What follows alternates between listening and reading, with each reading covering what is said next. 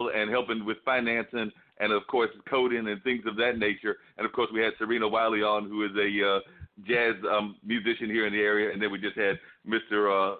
Joe on that deals with a lot with education. But a lot of what you do is talking about the importance of the Black Wall Street area here in Durham, but also helping in your own way help create some of these new businesses that are coming out of our community in your activism work. So if you'll share some of what you're doing with the new Black Wall Street, that would be greatly appreciated.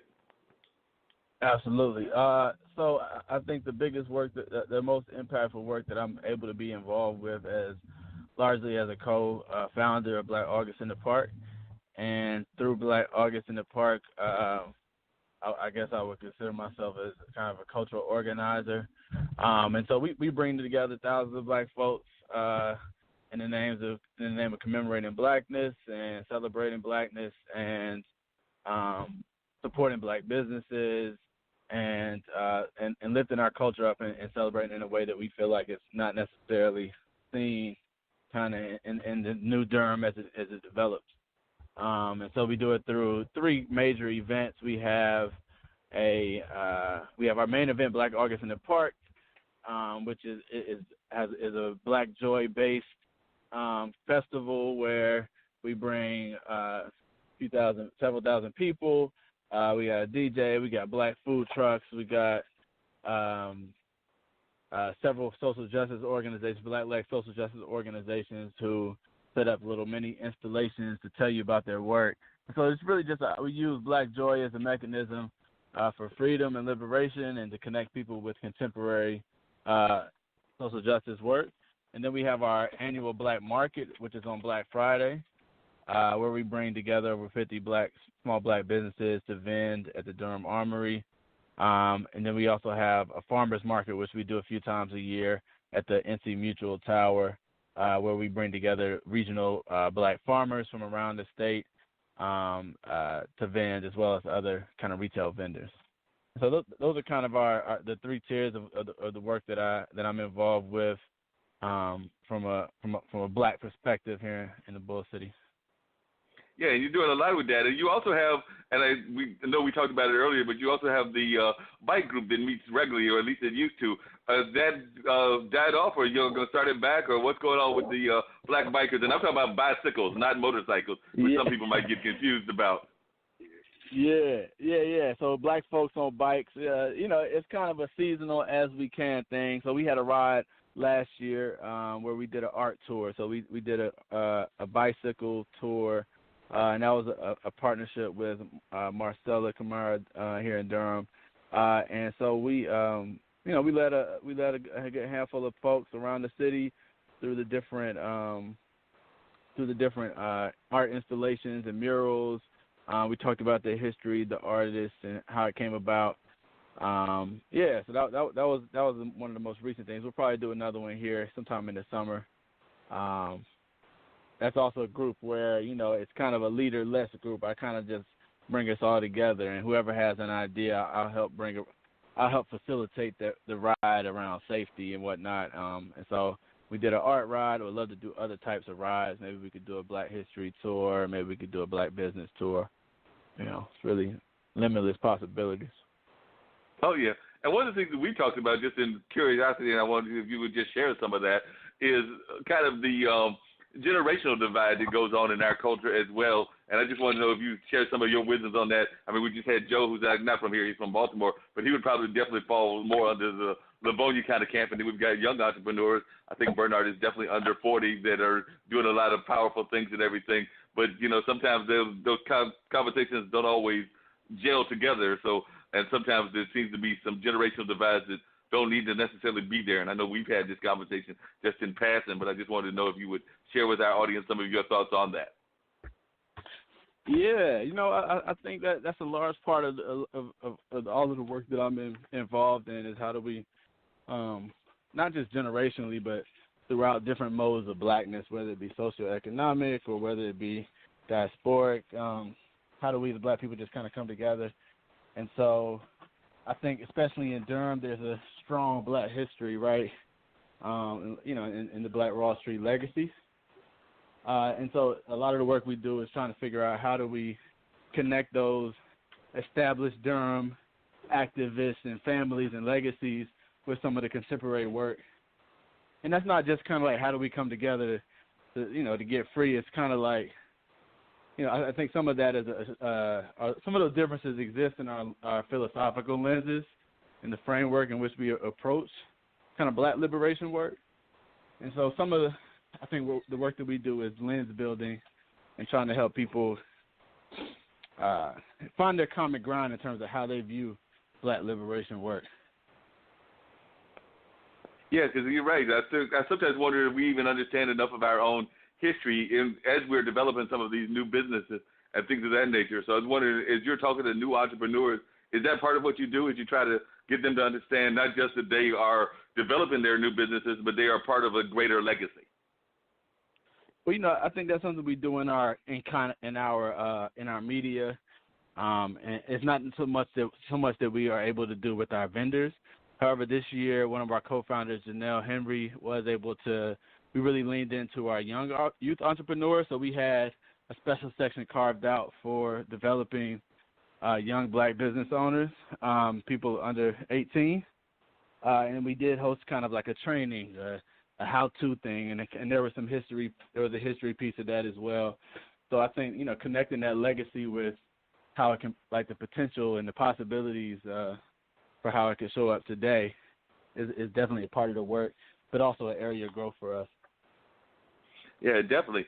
And just in your own sense, what got you into this kind of work? Because I can't remember, did you grow up in this area, Derek, or did you come here for college, or what brought you into this kind of understanding of what Durham is all about, and what direction do you see Durham going in terms of our community? Man, those are some loaded questions there. Yeah, I am from Durham. I was born in Nashville, Tennessee, and moved to Durham when I was about 2 or 3 years old. And so I was raised in Durham, and I did leave for college. I went to North Carolina A&T, and then I went to Georgia State for graduate school, and kind of came back, kind of to answer your next question. And I definitely wanted to put myself into the middle of what is going on with Durham as all of the development happens. And so, I think that it's really interesting when I think about my cohort of friends. There's a good number of us who either are still here or came back after we went off from school or for different things, and want to make an impact in kind of the new direction of Durham. But I think the other side of that is Durham also kind of doesn't feel like a place that's for black folks sometimes. And I think there's a real challenge in it's like, how much do you want to convince people that this is something for them versus encouraging folks to kind of just go out and get their own. I think that was something I had to wrestle with myself before I made the choice to move back. It's like, wait, is Durham even for me? Is it too late? Like, I already know it's almost impossible for me to buy a home anywhere in the city center. So, like, is it even somewhere where I want to try to put in roots, And so, I think affordability is a big part of that question, and, like, making space. When I think about from a policy perspective, like, how can the city make space for the folks who are most vulnerable to being displaced as this development occurs? Some of the work that I've been doing with the Open Space and Trails Commission has been centered around equitable community engagement, particularly around green infrastructure, so like bikes, trails, things of that nature. But it's also just tied to that same work is tied to a citywide effort to push for city-funded equitable community engagement to make sure that as we are creating city plans, we're also using strategies that won't ultimately displace the people that we say that we're making the plans for, Yeah, that makes a lot of sense. Dean, are you still there with me? Yeah, I'm here. Oh, Dave. Okay. Dean?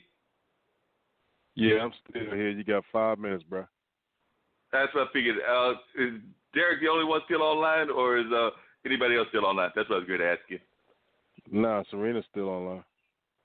All right, Serena. Well, both Serena and Derek, if you could, where do you think, and we'll start with Serena first, because I've only got 5 minutes. How do you feel Durham is doing in terms of being welcoming to the whole community and just being a place for both African Americans as well as young people in general. And then I want to hear Derek as well. And like I said, I've only got about 5 minutes. I have to bring both of you back on in the near future. Like I said, we had a lot of time. I mean, we had 2 hours and had a lot to unpack. And I'm glad you were able to join me at the end, Derek. I knew that you did say that there was some conflicts about our schedule, and I wanted to try to get at least a little bit of what you're about on. But I definitely want to get you back on. And about a minute in there, I'll say who we've got next week, which is also going to be can incorporate some of this discussion as well. But if you'll go ahead, Serena, and just what's your feel as you've been living here now for a while as to how Durham is doing in terms of our communities? All right. Well, pardon me of the background. It's dinner time. So I'm thinking that there's mixed reviews with that because I've heard from some of my musician friends that some of the establishments are a little racist, if they will, to their music or to them, and I'm perplexed because I don't encounter that, and maybe because sometimes I am not the one that gets the gig, but I think that ultimately, and this is just my view, that you have to have a strong spiritual background, and if you have that strong spiritual background, you can bypass a lot of this this racism that is going on. Yeah, there's a lot of stuff that happens because we don't have a strong foundation. So I kind of see it happening, but at the same time I welcome it because change is good. Change is good. I mean, if it means sad to say, a cleaner environment, then maybe that'll be a wake-up call for us to get our acts together, which I do believe we're getting our acts together. We just have to have that strong backing, and I think that people, that are trying to help out small businesses, are bypassing the fact that racism exists because you're trying to help out a small community to, help out a bigger institution, if you will. I mean, we could talk about this a lot more, but I know I only have like a couple of minutes. So yeah, I kind of have mixed reviews about it. Yeah, and Derek, like she said, we only got about 3 minutes. I do need to say who we got coming next week, but if you can just real quickly, and like I said, I definitely want to welcome you back on the show at some point in the near future, but I was glad that you were able to call in and at least share a little bit about what Black August in the Park is doing, as well as just some of the events that you're doing as well. Yeah, to share again? I was saying I was thanking you for being on the show, but I did want to hear just if you could real quickly your views as to how Durham is doing in terms of creating opportunities for our people. Yeah, I mean, honestly, I think at this point, right now, kind of piss poor, unless you come in at a certain income bracket, and not necessarily in a way that's unique to any other city, but also don't think that should be our gauge for how successful we are. A lot of times on a municipal level and a city planning level, you hear towns like Austin and Seattle, who are kind of these tech-centered places that are making a lot of money off creative industries and tech industries. And that's good. Those are also industries that I'm connected to directly or tangentially, but I think both of those industries have real access to or barriers to access for our folks. And so when we look at those cities as examples, it's like we overlook the displacement and we overlook like who's really thriving in those cities. And are those cities, are those strategies creating more issues, or are they just, or are they eliminating issues, or are they amplifying, the existing wealth inequality and education inequalities and housing inequalities that have existed and been, systemically implemented? Great example. I was just talking to my, I think a great example is the issue of like drumming in Durham Central Park, right? The new residents calling the police on the drummers, and it's like, what is the true identity that we want to be our city to be represented by culturally, economically, and infrastructurally? And I think that's just one of those great examples of how, there's a thriving culture here in Durham, and we are at risk of losing it all. The thing that all the people are moving to Durham for, we're kind of at risk of losing all of those things in the name of progress. And it's like, who is the progress for? If it's not for everybody, I wouldn't dare call it progress. Definitely. I appreciate that. And Derek, just real quickly, and then we'll do a quick announcement real quick, but how, if folks want to reach out to you, how can they reach you, whether it's Black August in the Park or whatever? What's the best email for folks to reach out to you? I don't know about as far as email, I think I think Instagram is probably the best way to just cover off, especially